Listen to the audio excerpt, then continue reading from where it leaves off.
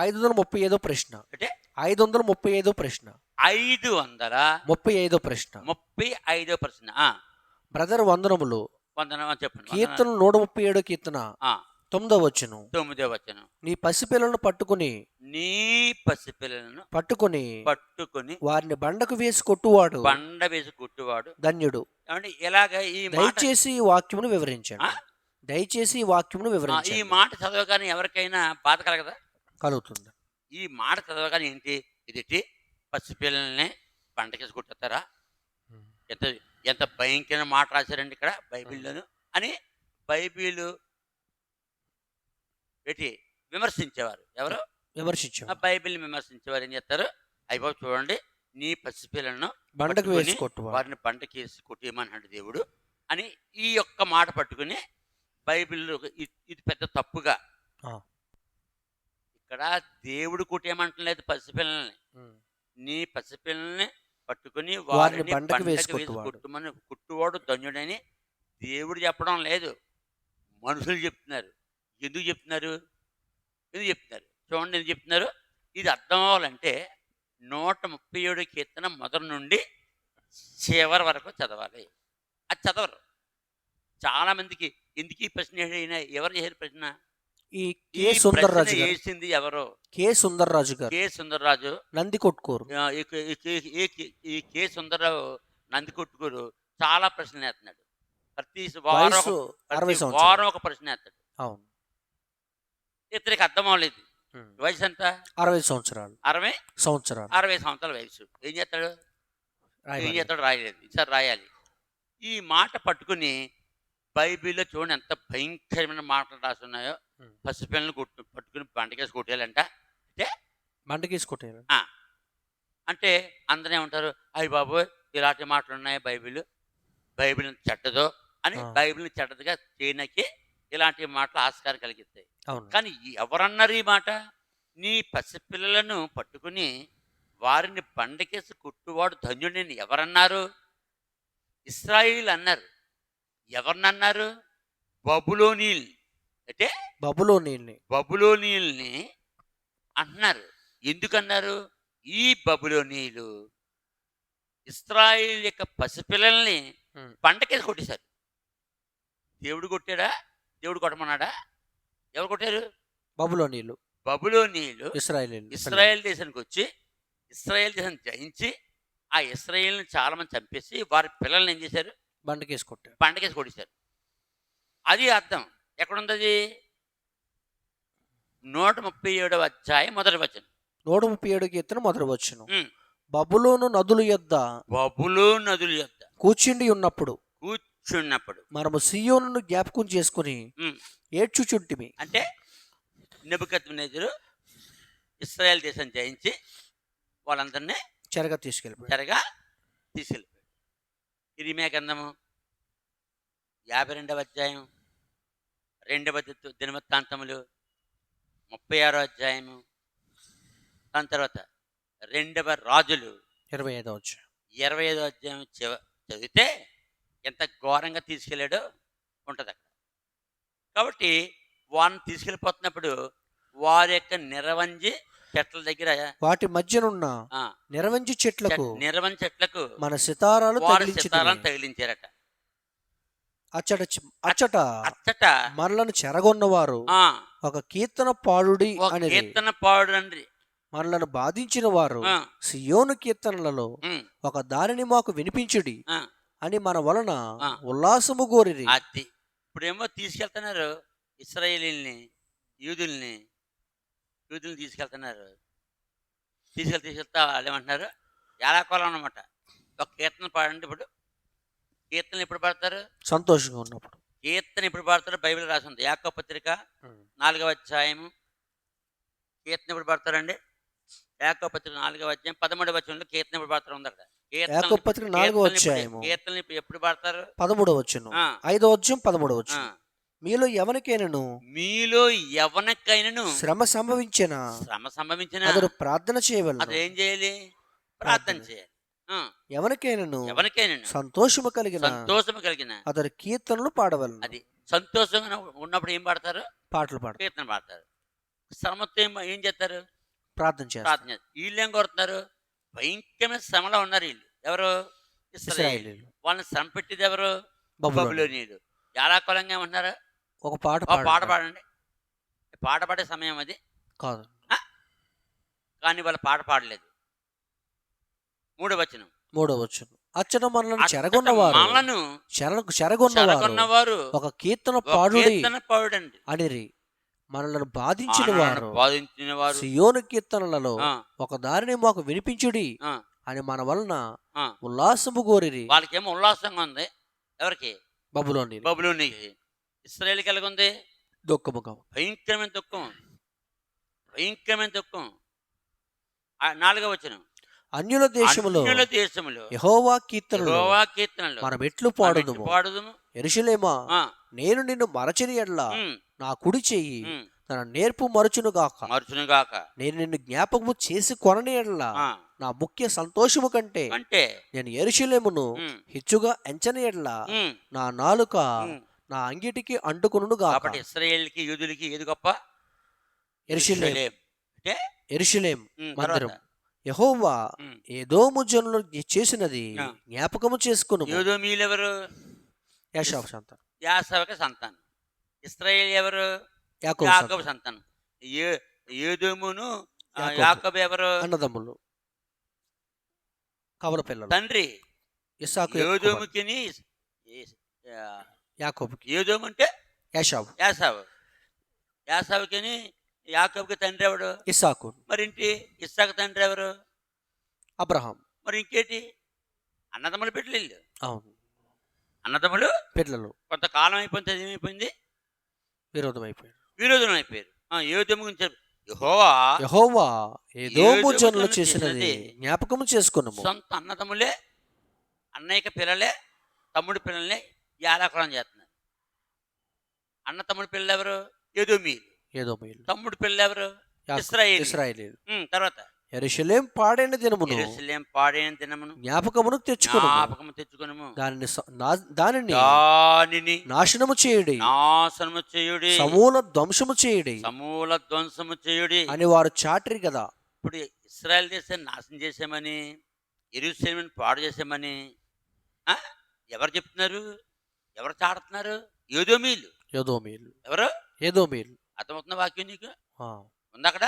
ఉందండి. యోదోము ఎవరు? ఇశ్రాయేలుకి అన్నయ్యలు. యోదోము అంటే ఎర్రనివాడు. యోదోము అంటే ఎర్రని వాడు. యాసావుకి యోదోము పేరు. ఎర్రగా ఉంటాడు. ఎర్రగా ఉంటాడని యోదోము పేరు. యోదోమీయులకి ఇశ్రాయేలు కట్టినటువంటి దేవుని ఆలయము యెరూషలేం పాడు. యెరూషలేం పాడైన దినమును జ్ఞాపకమును జ్ఞాపకము తెచ్చుకును. తెచ్చుకును. దాన్ని నాశనము దానిని చేయుడి, నాశనము చేయుడి, సమూల ధ్వంసము చేయుడి సమూల ధ్వంసము చేయుడి. అని వారు చాటిరి కదా. ఎవరన్నారు అలాగా? ఏదోమీయులు. యోదోమీయులు అనొచ్చా? అనకూడదు. ఇప్పుడు చదువు 8వ వచనం. 8వ వచనం. పాడు చేయబోడబోవు వాడు చేయబడబోవు బబులోను కుమారి, బబులోను కుమారి. నీవు మాకు చేసిన క్రియలను బట్టి అంటే బబులోనీయులు యెరూషలేమును నాశనం చేస్తుంటే, దేవుని ఆలయం నాశనం చేస్తుంటే యోదోమీయులు చాలా సంతోషంగా ఉన్నారు. ఉండి నాశనం చేయండి, నాశనం చేయండి, యెరూషలేము నాశనం చేయండి అంటున్నారంట. అనొచ్చా? అనకూడదు. ఉమ్. పాడు చేయబడబోవు వాడు చేయబోవు బబులోను కుమారి, వాడు చేయబడబోవు బబులోను కుమారి, బబులోను కుమారి. నీవు మాకు చేసిన క్రియలను నీవు బట్టి మాకు చేసిన క్రియలను బట్టి నీకు ప్రతీకారం నీకు చేయవాడు ధన్యుడు. ప్రతీకారం చేయవాడు ధన్యుడు. అంటే ఇశ్రాయేలుకి ఎంత నాశనం చేశాడో ఈ బబులోనీయులు అంత నాశనం చేసేవాడు ధన్యుడు. బబులోని నాశనం చేసింది ఎవరు? పారసీకులు. పారసీకులు. బబులోని తర్వాత ఎవరు వచ్చారు? మాదీయ పారసీకులు. అదిగో పారసిక సామాన్ చూపించు. పర్షియన్ కింగ్డమ్ పైన గ్రీన్ చదువు. పర్షియన్ కింగ్డమ్ అంటే పారసీకుల దేశము. వాళ్ళు వచ్చి బబులోన్ని, ఇదిగో బబులోన్, బాబేలు చూపించు. Babel line of బాబులోన్. దీన్ని నాశనం చేశారు. వీళ్ళు ఈ బబులోనీలు దేన్ని నాశనం చేశారు? ఇశ్రాయేల్ దేశాన్ని చూపించి. ఇశ్రాయేల్ దేశాన్ని ఇక్కడ బబులోని వచ్చి ఇశ్రాయేల్ దేశం. ఇశ్రాయేల్ నాశనం చేశారు. పారసీకులు వచ్చి బబులోన్ నాశనము చేశారా? అదే అంటున్నారు, మా యొక్క ఇశ్రాయేల్ దేశాన్ని నాశనం చేసావు బబులోను. అలాగే నాశనం చేసేటప్పుడు యోదోమీయులు చాలా సంతోషించారు. ఉమ్. ఇంకా నాశనం చేయి, అవును. ఇంకా నాశనం చేయి అంటున్నారు వాళ్ళు. కాబట్టి మా యొక్క దేవుని యొక్క మందిరాన్ని నాశనం చేసావు, మా దేశాన్ని నాశనం చేసావు. కాబట్టి ఓ బబులోను, నిన్ను నాశనం చేసిన వాడు ధన్యుడు, నీ పసిపిల్లలను. ఆ. అది అర్థం. ఎవరి పసిపిల్లల్ని? నీ పసిపిల్లలు ఎవరి పసిపిల్లల్ని? బబులోనీయులు బబులోని లేక పసిపిల్లలను పట్టుకుని పట్టుకుని వారిని బండకు వేసి కొట్టువాడు బండకేసి కొట్టేవాడు ధన్యుడు. అంటే ఇశ్రాయేలీల్ని అలా బండకేసి కొట్టారు, ఇశ్రాయేల్ పిల్లల్ని కూడా బండకి వేసి కొట్టాడు. అందుకని ఈ పని చేసింది ఎవరు? బబులోనీయులు. బబులోని నెబుకద్నెజరు సామ్రాజ్యం. ఉమ్. అందుకని బైబిల్లో 137 ఏడో 7వ కీర్తన 9వ వచనం. అంతా చదివితేనే కానీ కింద 9వ వచనం అర్థం అవదు. 9వ వచనం చదివితే ఏమవుతుంది? ఇదంతా చదవడం మానేసి, ఆ. అందుకనే బైబిల్ చాలా జాగ్రత్తగా చూసుకోవాలి. ఉమ్. అక్కడే చూడకూడదు, పంప మునిగిపోతుంది. నీ పసిపిల్లలను. ఎవరి పసిపిల్లల్ని? బబులోనీయులు. ఎవరన్నారు ఈ మాట? ఇశ్రాయేల్ అంటున్నారు. ఇశ్రాయేల్ అంటున్నారు. ఎందుకన్నారు వాళ్ళు? వారి పసిపిల్లల్ని బబులోనీయులు పట్టు పండగేసి కొట్టారు. ఉమ్. కొట్టచాలగా కొట్టకూడదు. ఎంత దారుణం అంటే చచ్చిపో ఒక దెబ్బతో ఏమైపోతారు? చనిపోతారు. అలా ఎంతమంది చంపేశారు? ఉమ్. అందుకని ఇశ్రాయేలీయులు బబులోనికి ఇచ్చిన శాపము 9వ వచనం. ఉమ్. 8వ వచనంలో పాడు చేయబడపు బబులోను కుమారి, బబులోను కుమారి. నీవు మాకు చేసిన అంటే ఎవరిని పాడు చేస్తున్నాడు? ఇశ్రాయేలుని పాడు చేస్తున్నాడు. నీవు మాకు చేసిన కీడును బట్టి నీకు ప్రతీకారం చేయవాడు ధన్యుడు. చేయవాడు ధన్యుడు. అంటే బబులోని నాశనం చేసింది ఎవరు? పార్సీకులు. పార్సీకులు. Persian kingdom. కోరేష్. ఉమ్. చూడు లాస్ట్లో ఉంటుంది, ఉమ్. దానియేలు గ్రంథం ఉంటుంది. దానియేలు గ్రంథం ఉంటుంది. ఎవరి తర్వాత ఎవరు వచ్చారో దానియేలు గ్రంథము, దానియేలు గ్రంథము లో చాలా స్పష్టంగా విషయం రాస్తారు, చూసుకో. దానియేలు గ్రంథము 7వ అధ్యాయమా 6వ అధ్యాయమా? ఇదిగో 10వ అధ్యాయం. 10వ అధ్యాయం. 10వ అధ్యాయం 11వ వచనం. 11వ అధ్యాయం 1వ వచనం. దాని గ్రంథం 11వ అధ్యాయం ఆ. 1వ వచనం. ఆ. మాదీయుడగు దర్యావేషు మొదటి సంవత్సరమందు మొదటి సంవత్సరం మందు మికాయేలును స్థిరపరచుడు. మాదీయులు ఎలాగొచ్చారు చూడు. 9వ అధ్యాయం 1వ వచనం. దాని గ్రంథం 9వ అధ్యాయం 1వ వచనం. మాదీయుడగు అహశ్వరేషు యొక్క కుమారుడైన దర్యావేషు కల్దీలపైన రాజాయను.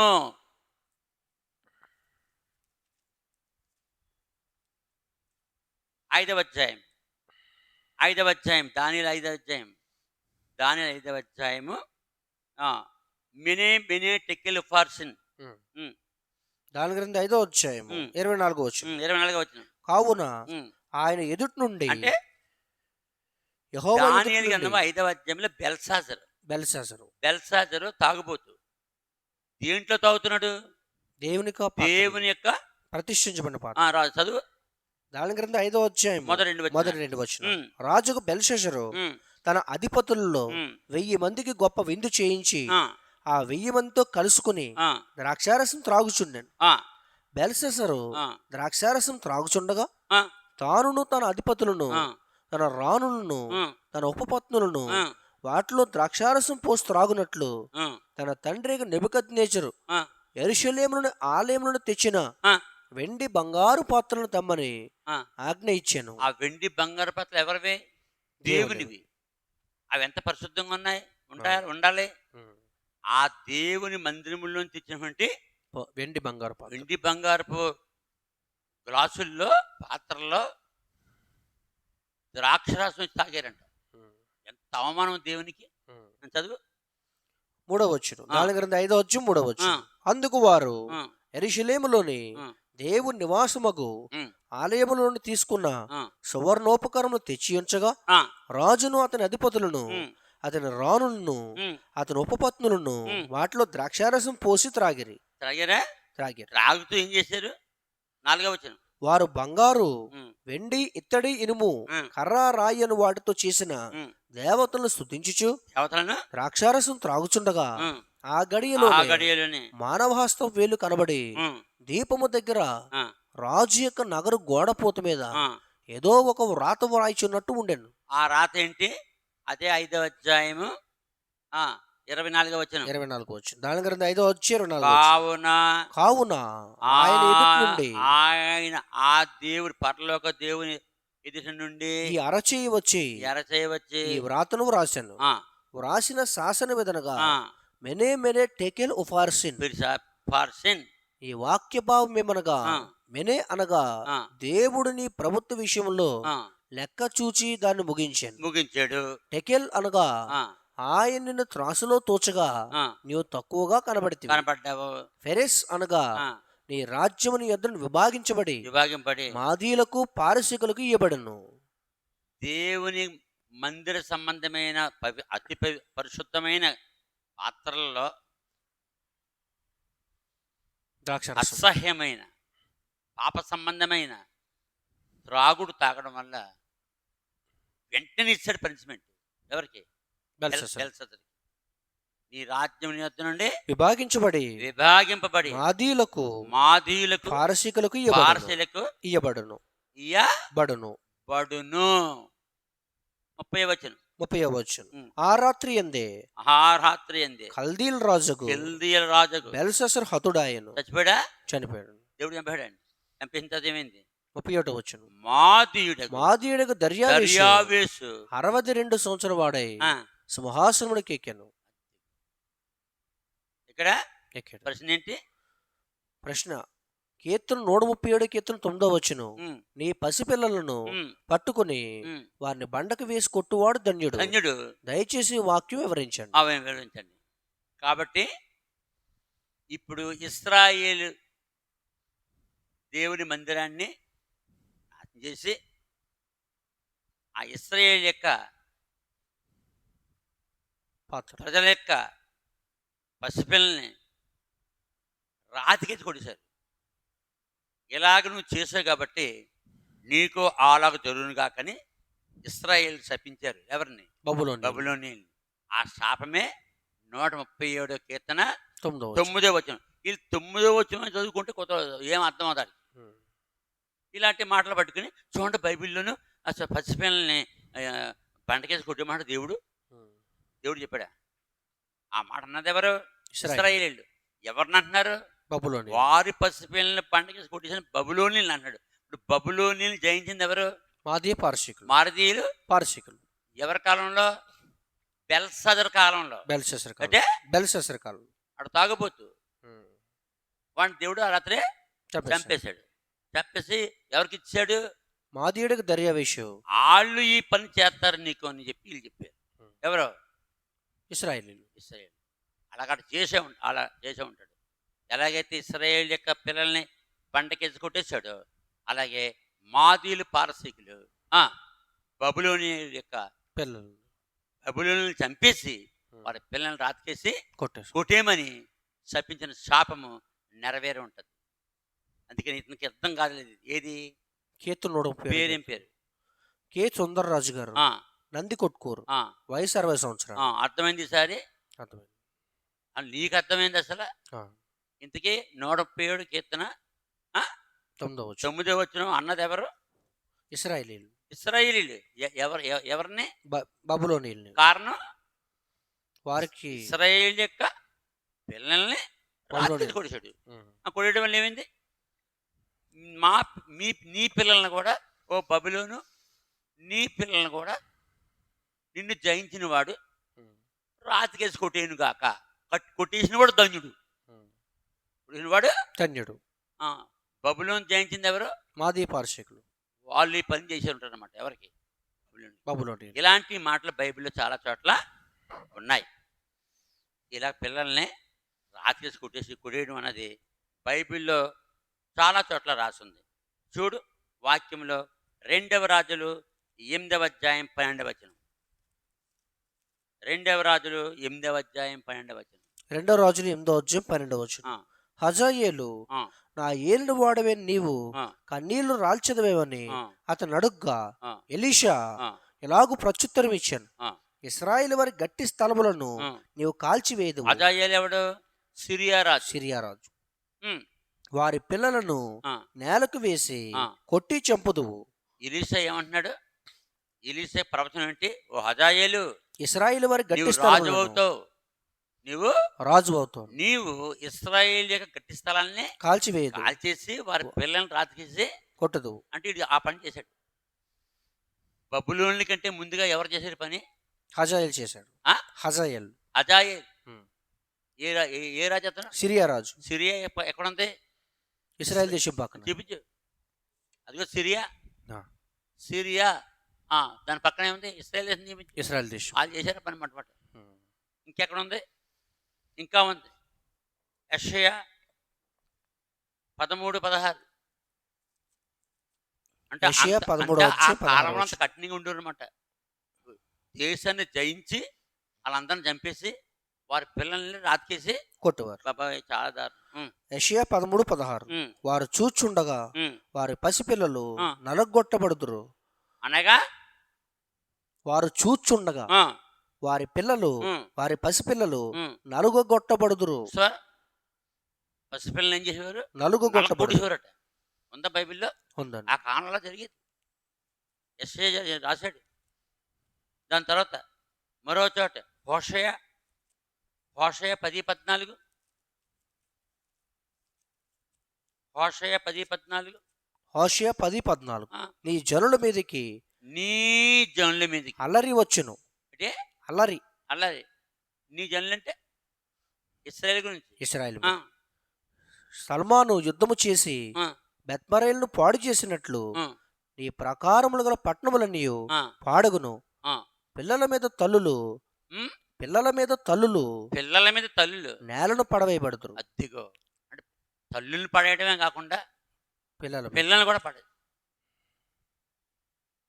పిల్లల మీద ఏమైనా పడేస్తున్నారు? తల్లులు తల్లుల్ని పడేస్తున్నారు. నేలను తల్లి పడవేయబడుతురు. బరువుగా ఉంటుంది, పిల్ల ఎందుకంటే ఈ తల్లి పడేస్తే పడిపోతే ఏమవుతుంది? పిల్లడు చనిపోతాడు. అందుకని పిల్లల మీద తల్లుని పారేస్తున్నారు దెబ్బలాటలో, యుద్ధంలో.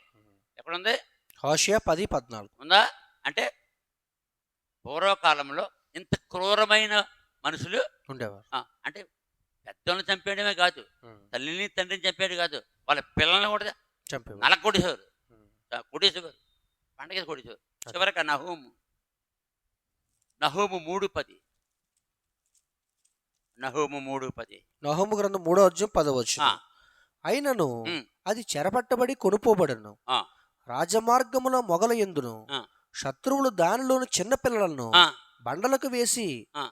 కొట్టి చంపిరి. అదిగో 137 కీర్తన 9 9 వచ్చిన ఎన్ని చోట్ల నెరవేరింది చూసుకో. ఎన్ని చోట్ల నెరవేరింది? నహూము 3:10 రెండో రాజులో నెరవేరింది, యెషయాలో నెరవేరింది, హోషేయలో నెరవేరింది. తర్వాత నహూము గ్రంథం నహూము అంటే 4 చోట్ల నెరవేరింది. 5వది పారసీకులు వచ్చి బబులోని ఇలా చేస్తారు అని ఇశ్రాయేలు యొక్క శాపము తగిలింది. 6. ఆ కాలంలో పసిపిల్లలను చంపేసేవారు అనమాట. అంటే తల్లులను తండ్రిని చంపేసి పసిపిల్లలను కూడా చంపేసేవారు. చంపకపోతే వీళ్ళు పెద్ద అయితే మళ్ళీ మన మీద పగ తీసుకుంటారేమో, అంత కఠినంగా ఉండేవారు మనుషులు. ఇప్పుడు అర్థమైంది అతనికి. అంటే ఏ మాట అర్థం అవ్వాలి? ఈయనకి నంది కొట్టుకూరు సుందర్రాజు ఇలాంటి జవాబు ప్రశ్న ఎవరికి అందరికీ ఏం అర్థం అవ్వాలి? కీర్తన 137:9 వచ్చిన దేవుడు కొట్టేడు పిల్లల్ని నేలకేసి. శత్రువులు ఒక దేశాన్ని జయించినప్పుడు ఆ దేశంలో పురుషుల్ని స్త్రీని చంపేసి వారి పిల్లల్ని కూడా బండకు వేసుకుంటారు, బండకేసి కొట్టేసి.